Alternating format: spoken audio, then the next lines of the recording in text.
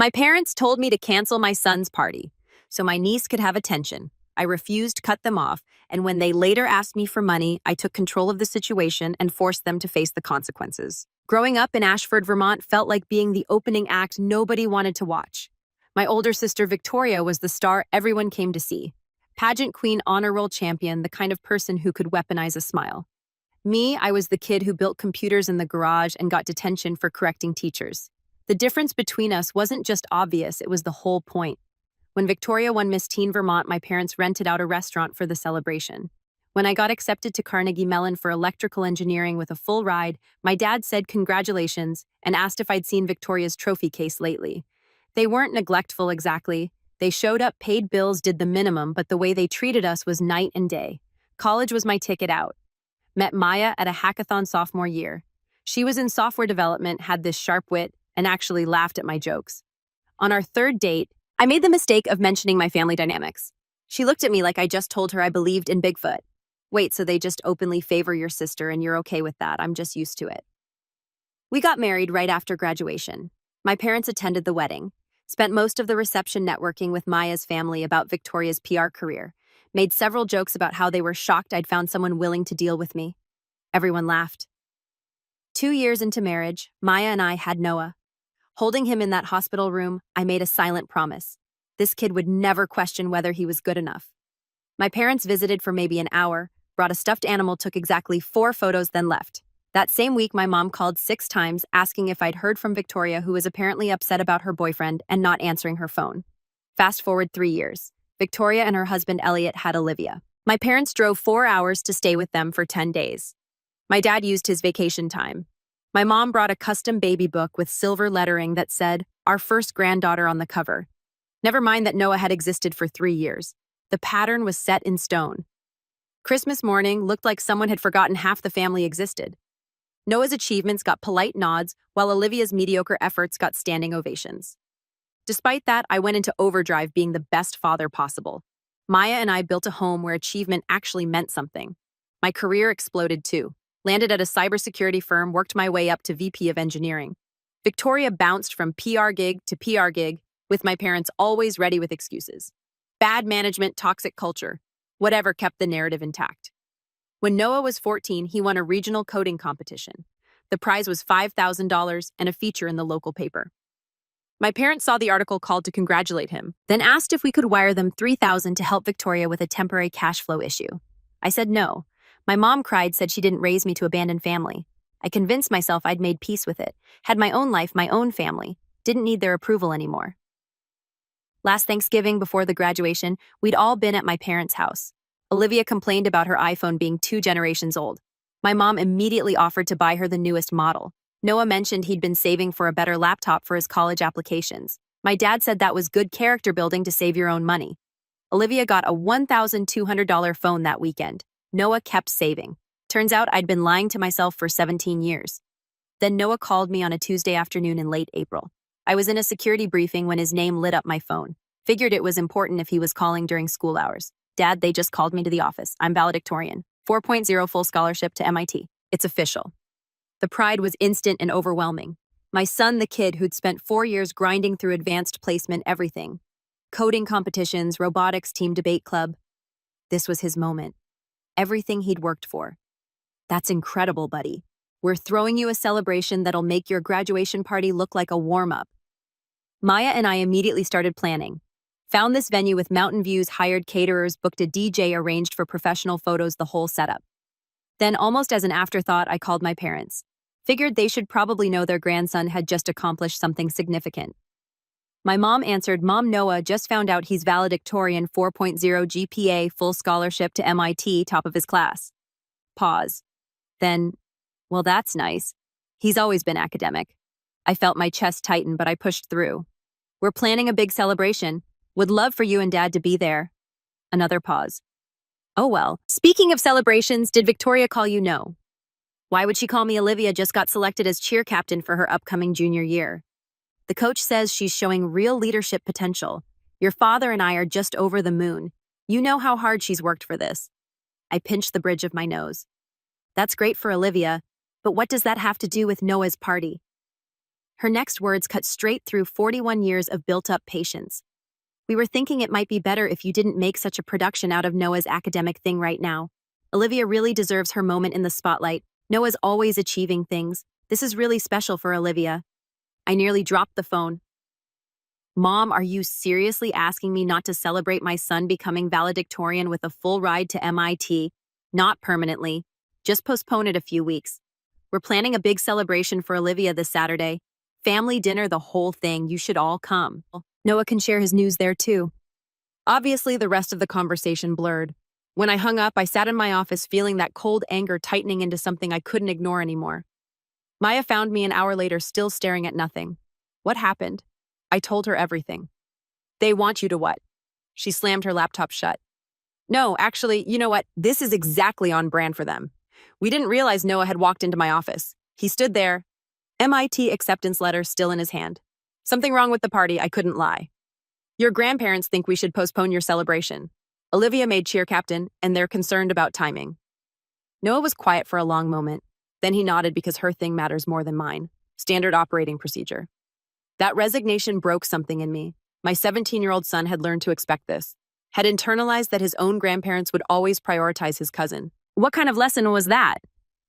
But then something else registered. The expression on his face, not hurt, not sad, annoyed. You know what, Dad?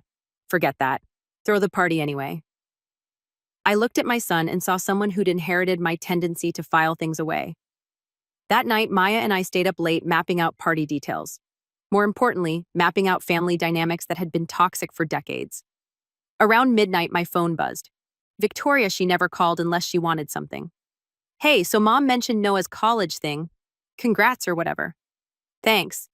Listen, about Saturday. I know Mom probably made it sound optional, but it's really not. Olivia's been struggling with her self-esteem lately. She needs to see the family supporting her. You understand? Something in her tone triggered every accumulated slight from 41 years. Let me get this straight. You're calling to tell me it's mandatory that I attend Olivia's cheer captain celebration, but Noah's valedictorian achievement should be postponed so it doesn't overshadow her. Don't be dramatic. It's just one weekend. Noah will have plenty of opportunities to celebrate. He's going to MIT for crying out loud. Olivia needs this win right now. Victoria, he's valedictorian. Full scholarship to MIT. Top of his entire class, right? And that's great for him. Really, I'm happy for him. But Olivia's had a really hard year. She didn't make honor roll again. Elliot lost his job and she just needs this win. As her uncle, you should want to support her. That's what family does. As her uncle, I do support her. As Noah's father, I'm not postponing his celebration, so Olivia can have a party about making cheer captain. Wow. Okay. So Maz finally turned you into a complete selfish jerk. Good to know. And there it was. Victoria had never liked Maya. Probably because Maya was the first person who'd ever called out the family dynamics directly. Victoria never forgave her for that. Leave Maya out of this. Why, she's clearly the one putting these ideas in your head. You never had a problem with how things worked before you married her. Now suddenly you're too good for family events. Remember when I lost my job 3 years ago? You sent me $5,000, no questions asked. Now you can't even show up for your niece. That was before you started using family guilt as a weapon. I'm not using anything as a weapon. I'm asking for basic support. But fine, don't come. Just know that Olivia's going to remember this. She's going to remember that her uncle couldn't be bothered to celebrate her achievement. Victoria, I'm ending this call now. We're throwing Noah's party. You're all invited. If you don't want to come, that's your choice. If you do this, you're going to regret it. Mom and Dad are going to be so hurt, and don't expect Olivia to ever forgive you for ruining her special day. She hung up. I sat there with my phone in hand. Maya appeared in the doorway. I heard she called you the reason I'm being selfish. Of course she did. I'm always the convenient scapegoat. Maya sat down across from me. For what it's worth, I'm proud of you. You drew a line. Yeah, well, the line's about to get a lot thicker. The next morning, I drove to my parents' house. Didn't call ahead. Just showed up. My dad answered, surprised. Bruno, it's Wednesday. Shouldn't you be at work? Took the morning off. We need to talk about Noah, about Saturday, about everything. His face shut down immediately. Your mother mentioned you were upset about the scheduling. Upset doesn't begin to cover it, Dad. Mom appeared from the living room, saw my expression. Her smile dropped. Bruno, Before you say anything, I want you to understand we're not trying to be unreasonable. You asked me not to celebrate my son's valedictorian achievement because it might overshadow Olivia making cheer captain. She set down her coffee cup. We asked if you could postpone it a few weeks. That's not unreasonable given the circumstances. What circumstances that Victoria's daughter achieved something and mine isn't allowed to? Dad stepped forward. No one said Noah isn't allowed to celebrate. We just think the timing needs consideration. Olivia's been struggling.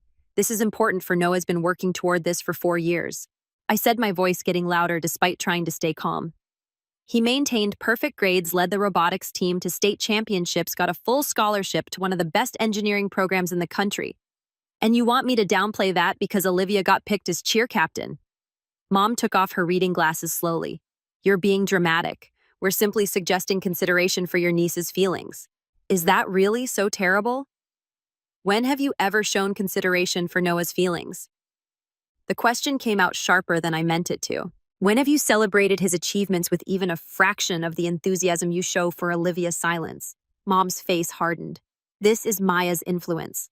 Before her, you understood family dynamics. You forgot Noah's 13th birthday for Victoria's move, missed his robotics championship for Olivia's recital. Last Christmas, $50 gift card versus a $1,500 laptop. They looked stunned, like they were hearing it for the first time. Those were scheduling conflicts, Dad said weakly. It's a pattern, same one you established with Victoria and me. Mom stood up straighter. We did the best we could raising you and your sister. If you've held on to some perceived slight all these years, that's on you. I laughed, but there was no humor in it. Mom, that's not perception. That's explicit, documented favoritism. Dad's voice went cold. We've already planned Olivia's celebration for Saturday. The whole family's coming. We thought Noah could share his news there. That way everyone gets recognized. That's more than fair. My blood pressure spiked. Right, that's your solution. If you're going to be difficult about this, Mom said, her voice tight, perhaps you should just skip Saturday altogether. Something inside me snapped, like a cable under too much tension finally giving way. No, I said calmly. We're throwing Noah a party. A real one. He deserves to be celebrated properly with or without you. Then I suppose it'll be without us, Dad said, since you clearly don't care about family unity. I turned toward the door, then stopped, turned back. You know what the real tragedy is? Noah is an extraordinary person. Brilliant, hardworking kind, and you've been so focused on propping up Victoria and Olivia that you've never bothered to actually know him. That's your loss, not his.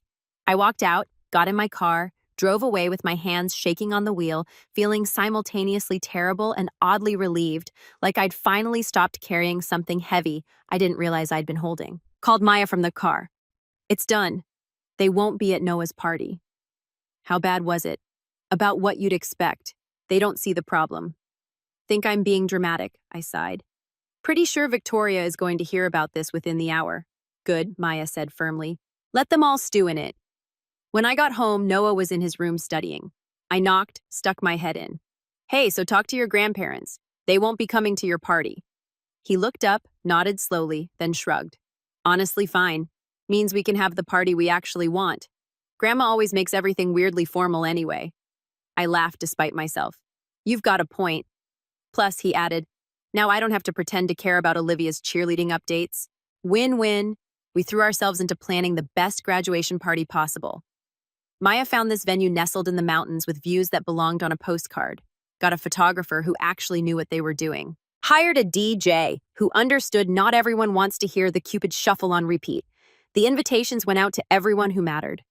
Noah's friends from robotics and debate, his teachers who'd actually invested in him, kids from coding competitions who'd become close over the years. Maya's brother Julian flew in from Seattle bringing his family. My college roommate Sean drove up from Boston with his wife and kids.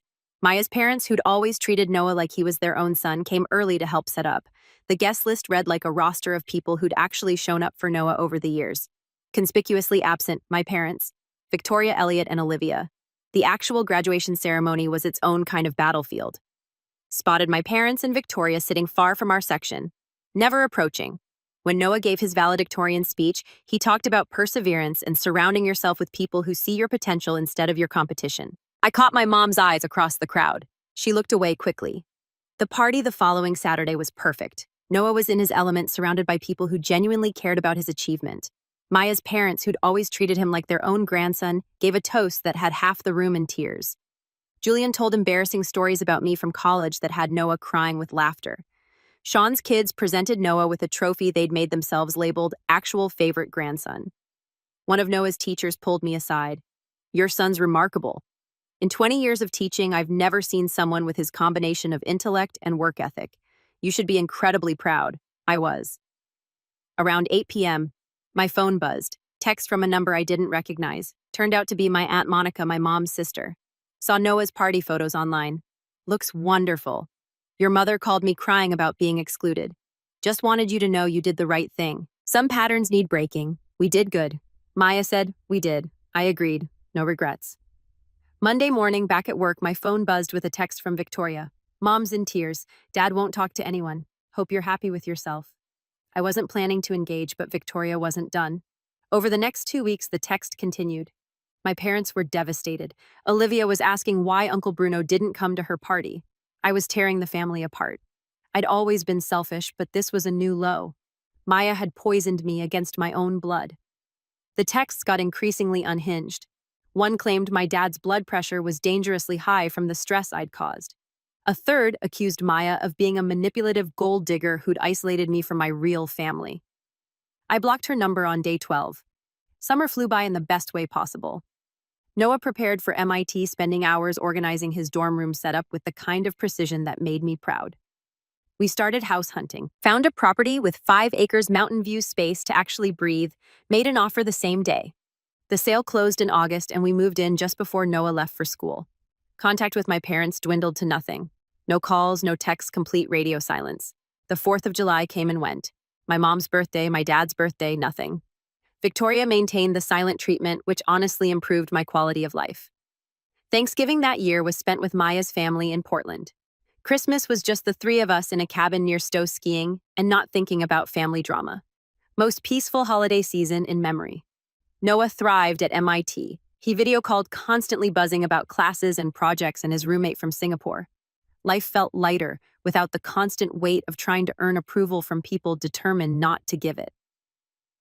Then one evening in March, almost a year after graduation, my phone rang with a number I didn't recognize. Normally I wouldn't answer, but something made me pick up. "Bruno, it's Elliot, Victoria's husband. We'd maybe spoken directly 10 times in the 15 years they'd been married." "Elliot, this is unexpected." "Yeah, listen. I know things have been weird with your family, but I need to talk to you about something. Can we meet for coffee?" "Just you and me. No one else involved." The request caught me completely off guard. "What's this about? I'd rather explain in person." "Please. It's important." I agreed to meet him. Elliot looked rough when we met at a coffee shop in Burlington 2 days later, thinner than I remembered. Tired in a way that went beyond just needing sleep. His shirt was wrinkled like he'd grabbed it off the floor that morning. "Thanks for coming," he said, sliding into the booth. "I wasn't sure you would. I'll be honest. I'm mostly here because I'm curious." He laughed, but there was no humor in it. "Fair enough." He wrapped both hands around his coffee cup. "Look, I'm just going to say this straight. I lost my job 8 months ago. Haven't been able to find anything. We're drowning in debt. Victoria won't admit it, but we're probably going to lose the house." I sipped my coffee, not sure where this was going or why I needed to know. Elliot had never been one to open up about personal problems. "I'm sorry to hear that, Elliot, but I'm not sure what you want me to. Your parents have been paying our mortgage for 6 months. Car payments, credit cards, about $70,000 total." I sat down my coffee. $70,000. They're liquidating retirement accounts. Your dad mentioned selling the house. My parents draining their savings to support Victoria again. The same pattern that had played out for decades. Why are you telling me this? Because they want to invest in your company. $50,000 minimum. Think it'll help them recover what they've spent. I almost laughed. "Elliot, I'm the CTO, not the CEO. I don't make investment decisions. They know that. They also know you have influence. Your CEO trusts you. They want you to recommend them as investors. Tell them it's a good opportunity. Let me get this straight. My parents, who haven't spoken to me in nearly a year now, want me to help them invest in my company so they can recover money they've spent bailing out Victoria." Elliot had the decency to look uncomfortable. "When you put it like that, is there another way to put it?" He rubbed his face. "Look, man, I know it's messed up. I know. I told Victoria this was a bad idea, but your parents are desperate. And honestly, so am I. I've got a daughter who doesn't understand why we can't afford her dance classes anymore. A wife who's convinced this is all temporary if we just get the right break. How much does Victoria know about this conversation? She knows I'm meeting with you. Doesn't know I'm being honest about how bad it is. Elliot, you seem like a decent guy who got stuck in a bad situation, but Victoria made her choices. My parents made theirs. Those choices have consequences. Yeah, he stood up, pulled out his wallet, threw a 20 on the table even though we'd only had coffee. I figured you'd say that. Can't blame you. He hesitated. For what it's worth, I always thought the way they treated you and Noah was messed up. Victoria just wouldn't hear it. Said I didn't understand family dynamics. Family dynamics. I laughed. That's one way to put it. Take care of yourself, Bruno. And honestly, good luck. I have a feeling you're going to need it. Victoria doesn't handle rejection well. I watched him leave, my mind already processing what I just heard. When I got home and told Maya, she stared at me for 10 seconds. You're kidding. Nope. 70 grand and counting. And they want you to what? Convince your CEO to let them invest pretty much. Maya started laughing. The audacity. The sheer unmitigated audacity of these people, right? So what are you going to do? I thought about it. Thought about 41 years of being second place. I'm going to do nothing, I said finally. I'm not helping them, but I'm also not engaging.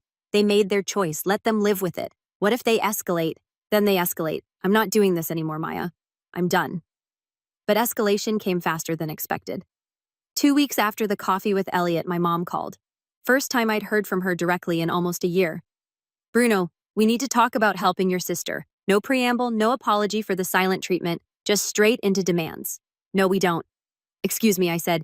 No, we don't need to talk about that. Your sister is in trouble. The family needs to help her. You've already put in 70,000. How much more are you planning to drain from your retirement silence? Then Elliot told you. Elliot told me. What I want to know is why you think I'd help you recover that money, because we're family, because despite our differences, we're asking for your help. The manipulation was so obvious, it was almost sad. Mom, you haven't spoken to me in a year. Now you want favors. That's what family does. They help each other when times are hard. Funny, because when Noah needed family support, you told me he didn't matter as much as Olivia. That's not what we said. I hung up, blocked her number 2. Maya found me on the back deck an hour later staring at the mountains. That sounded intense. She tried the guilt trip. Didn't work. Good. She sat down next to me. Though I have a feeling this isn't over. Maya was right. 3 days later, I got a call from my company's CEO, Cameron Lee. We'd worked together for 6 years. He didn't call unless it was serious. Bruno, I need to talk to you about something odd that happened today. What's up? I got a call from a woman claiming to be your mother. Said there were some concerns about your mental health and whether you were fit to continue in your current role. I paused. She said you'd been having episodes of paranoia and making erratic decisions. Suggested the company might want to consider putting you on medical leave for everyone's safety. Even mentioned specific instances that sounded concerning if they were true. The betrayal hit me like a punch to the gut. Cameron, I can explain. Bruno, relax. I hung up on her after about 30 seconds. Called you immediately because whatever this is, it's clearly personal. He paused. Look, keep your family drama away from the office. But for the record, you're one of the most stable, reliable people I know. Thanks, Cameron. I appreciate that more than you know. When I told Maya, she went from shocked to furious in record time. She tried to get you fired, your own mother. Apparently, Victoria's situation is desperate enough to justify scorched earth tactics. We should sue her for what being manipulative isn't illegal. Maya paced the kitchen. That particular energy she got when she was problem solving. No, but there has to be something we can do, some way to make this stop. There is, I said quietly. I just don't know if I'm ready to do it. She stopped pacing. What are you thinking? Remember when my parents co-signed Victoria's mortgage back when they got married? Couldn't qualify a loan? Right. My parents are on the deed. If Victoria defaults, it tanks their credit. Maya's eyes widened. You want to buy the debt, I become the mortgage holder, then I control the default. Can you even do that? Julian would know. Maya's brother, Julian, managed private wealth in Seattle. When I called that evening and explained the situation, he was quiet for a moment. Buying distressed debt. Yeah, if the bank's willing and you have the capital, probably looking at $250,000-300,000. I've got it. It's doable. But once you do this, you can't undo it, I'm sure. Give me a week. Julian came through 10 days later. He'd found the right banker, negotiated the right terms, structured everything. So I technically owned the mortgage on Victoria and Elliot's house, all legal, all above board, all completely devastating to my family's power dynamic. The process was simpler than I'd expected. The bank was happy to offload a potentially troubled asset. Julian structured it through an LLC to keep my name off the initial paperwork. Cost me $285,000 total, worth every penny. I didn't tell my parents immediately. Waited for the right moment. It came 2 weeks later when Victoria called from a different number. You need to tell your CEO to invest with mom and dad. They're family. Bruno, you owe them this. I don't owe them anything, Victoria. And I'm not helping. Then you leave me no choice. I'm going to start telling people what kind of person you really are. I've already talked to some of your old friends. They're shocked, Bruno. Shocked at Victoria. You might want to check your mortgage statement before you make any more threats. What are you talking about? Check it, then call me back. She hung up. 10 minutes later, my phone exploded with calls from her, from my mom, from Elliot. I let them all go to voicemail. Finally, around 11 o'clock that night, Victoria sent a text. What did you do? I responded simply, I bought your debt. I own your mortgage now. Every payment you make goes to me. Every late fee, every penalty I control, whether you keep that house or not. Then I turned my phone off and went to bed. The next morning, I found 17 voicemails, 34 texts, and 6 emails, all saying variations of the same thing. How could I do this to family? I was a monster. I'd regret this. Elliot's message was, we need to talk. Please, this affects Olivia too. A week later, Victoria showed up at my office. Security called me before letting her up. There's a woman here claiming to be your sister. She's very upset. Should I call the police? No. Send her up. I'll handle it. Victoria burst into my office looking like she'd driven straight from a breakdown. Hair uncombed, makeup smudged from crying. She didn't wait for me to speak. You can't do this. You can't just buy our house out from under us. I didn't buy your house. I bought your debt. There's a difference. What do you want? Her voice cracked. Money. An apology. What? I leaned back in my chair, looked at her. My sister, who'd spent years being the favorite, now desperate and cornered. I want nothing, Victoria, from you or mom or dad. Then why did you do this? Because you tried to sabotage my career, because all of you spent the last year making my life difficult. She sank into the chair. We were desperate. Do you know what it's like? We're drowning. And you're just sitting here in your nice office with your nice life and you won't help. I worked for this life. You had every advantage I never got and wasted it. That's not fair. What about Olivia? She's going to lose her home. She didn't do anything wrong. Neither did Noah, when his grandparents told him he didn't matter as much as her. This is different. No, it's really not. You've had people bailing you out your entire life. Now you're dealing with someone who won't. Her face hardened. You're going to regret this, Bruno, one way or another. It's a promise. She stood up, grabbing her purse. You think you've won, but this isn't over. Get out of my office, Victoria. Everyone will see what you've done to your own family. Security, I said into my desk phone. Please escort my sister out of the building. She's no longer welcome here.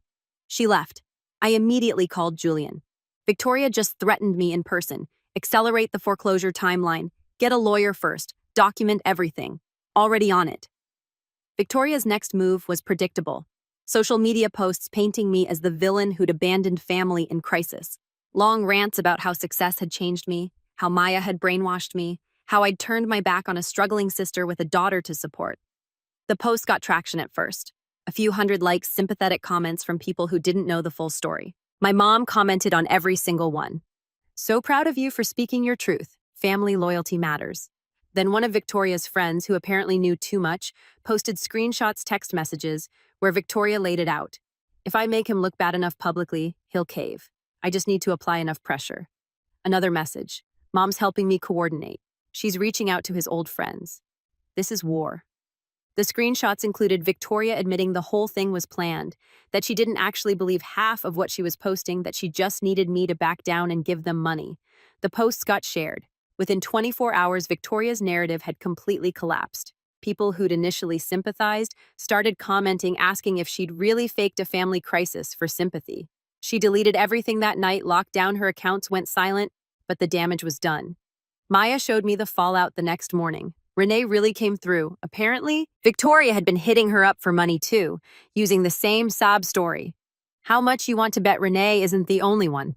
No bet. Victoria's been running this scam for years, just finally got caught. Julian called 3 months later. Bank accepted the terms. You own the mortgage now. Full control. Options. Demand payment and force foreclosure. Maintain current terms and collect or settle. Forgive the debt for a binding no-contact agreement. What does the settlement look like? No contact unless you initiate. No public or private disparagement. Violation triggers the full debt immediately. I thought about revenge versus peace. Draw it up. No contact, non-disparagement, penalties for violation. You're letting them off, giving them a choice. Take it and disappear, or fight and lose everything. He handled the paperwork. I had everything delivered to my parents' house via courier. Copies sent to Victoria and Elliot. Didn't call, didn't explain. Just let the documents speak for themselves. 2 days later, my dad called. Bruno, we received your offer. Good. Long pause. This is really what you want for us to sign away our rights to see our grandson. You didn't want to see him when it mattered. Why would I believe you want to? Now. We made mistakes. You made choices. Now you face consequences. Another pause. Your mother wants to talk to you. No, Bruno. The offer stands for 72 hours. After that, I foreclose, and you lose everything. Your choice. I hung up. The deadline came and went. On hour 71, I received an email from my father's lawyer. The settlement was signed. They'd agreed to all terms. In exchange for debt forgiveness, they would have no contact with me, Maya, or Noah, unless we initiated it. Violation would result in the full $300,000 debt becoming due immediately. That weekend, the three of us had dinner on the deck of our mountain house. No drama, no manipulation, no family obligations. Just us. You know what's weird? Noah said around a mouthful of Mia's famous lasagna. I don't miss them. Not even a little, Mia asked. Maybe Grandpa's terrible jokes, but that's it. Everything else, good riddance. I looked at my son secure in his worth and felt that pride again. Victoria tried contacting me 6 months later, email to my work address, subject, "Can we talk?" archived without reading. Julian monitored for agreement violations. So far, silence. My dad understood 300,000 in debt would destroy them. Through LinkedIn, I learned my parents had sold their house in Ashford, moved to a small rental in Burlington to be closer to Victoria. My dad took a part-time job at Home Depot. 72 years old, wearing an orange apron, cutting keys for minimum wage. Julian called with an update a few months after that. Your parents tried to refinance Victoria's house. The bank denied them. Credits shot from liquidating their retirement accounts, and Victoria Elliott found work. Entry-level position takes orders from kids half his age. They're making payments on time, barely. One missed payment and the whole thing collapses. Good. Julian had more to say. Your mom tried to open a new credit card, got denied. Your dad applied for a personal loan, same result. They're stuck. Can't dig out, can't move forward, just treading water to keep Victoria afloat. I didn't ask how long Julian had talked to my dad. Didn't want to know. Julian was neutral in all this, maintained relationships where he could. That was his choice. Thanks for keeping me updated. You sure you want updates? Might be easier not to know. I want to know. A year later, Noah mentioned seeing a Facebook post from Olivia. Dropped out after 1 semester, working retail, going nowhere.